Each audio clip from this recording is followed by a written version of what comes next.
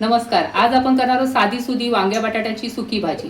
तर यासाठी इथे मी वांगी 4 घेतलेले आहेत, एक बटाटा घेतलेला आहे, बटाट्याची साल काढलेली आहे आणि अशा प्रकारे कट करून घेतला. आता हे पाणी आपल्याला काढून टाकायचं आहे, कारण वांगी आणि बटाटे काळे पडतात म्हणून मी पाणी घातलं होतं. तर मी पाणी काढत आहे.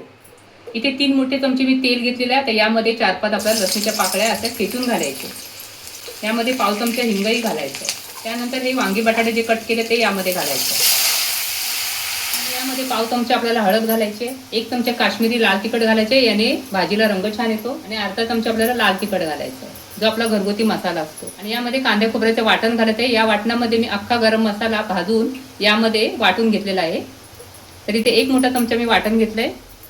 वाटणाची लिंक मी तुम्हाला या डिस्क्रिप्शनमध्ये देत आहे, ती बघा, त्याप्रमाणे करा. यामध्ये चवीनुसार मीठ घालायचं आहे. कांदा खोबऱ्याच्या वाटणामध्ये देखील मी मीठ घातलेलं आहे, तेव्हा इथे मीठ अगदी थोडं घेतलेलं आहे. आणि यामध्ये 1 मोठा चमचा आपल्याला पाणी घालायचं आहे. आता यावरती ठेवायचं आहे झाकण, गॅसच्या कमी करायचे आणि 10 मिनिटं तरी भाजी शिजवून घ्यायची. आधीमध्ये 1-2 वेळा तरी वर खाली करून घ्या ही भाजी. आता यामध्ये आपण कोणताही आंबट पदार्थ घातलेला नाही, म्हणून 4-5 थेंब आपल्याला इथे लिंबाचे घालायचे.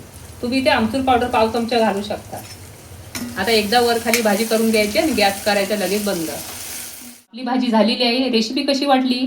आवडली तर एक लाईक नक्की करा.